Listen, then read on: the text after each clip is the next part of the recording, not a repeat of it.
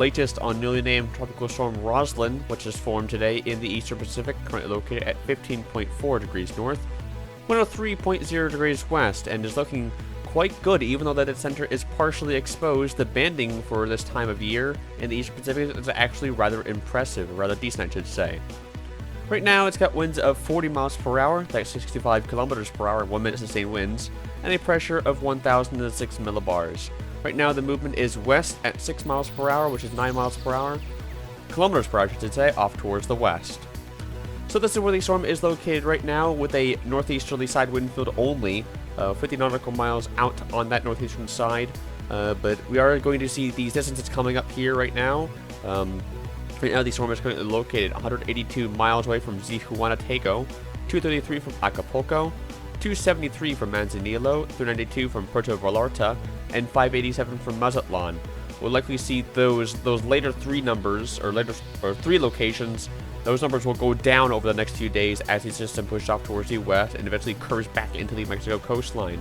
No watches or warnings are in effect just yet, but I expect at the National Hurricane Center Detect Advisory that we'll be seeing hurricane watches being issued for portions of Mexico, which means intermediate advisories will be coming up by the National Hurricane Center. So this is what the intensity estimates are seeing right now in Roslyn. Really not much to go off of, quite frankly. You could assume that the system is 45 miles per hour based on continued improvement since the advisory, but we're not going with that just yet, pending more data. So this is the latest National Hurricane Center forecast code. Like I said, next update is due at 4 p.m. Central, 5 p.m. Eastern. Forecasting a Category 2 hurricane at 7 a.m. on Sunday.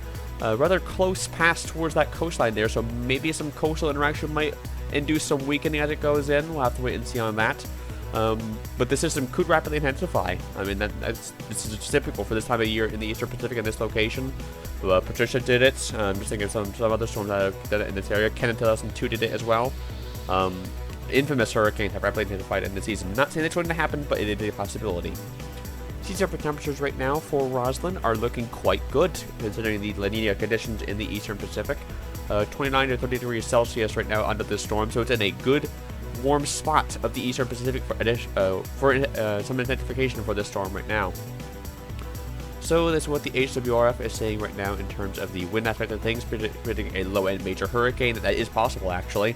Rainfall not going to be too overly big of an issue, with the HWRF taking a much more westward track, which would lead to a stronger intensity, keeping it more offshore. And you can see that reflected here in the intensity forecast.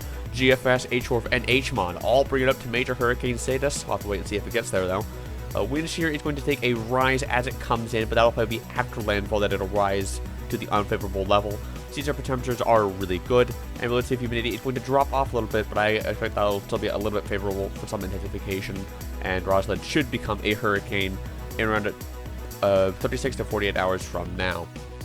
So having a look at Roslyn right now, quite impressive for a East Pacific tropical storm in mid to late October.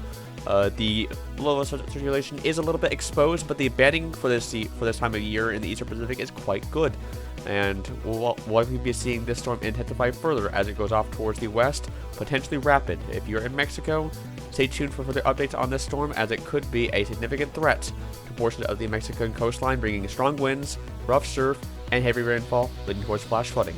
We'll have more on this storm in the coming days.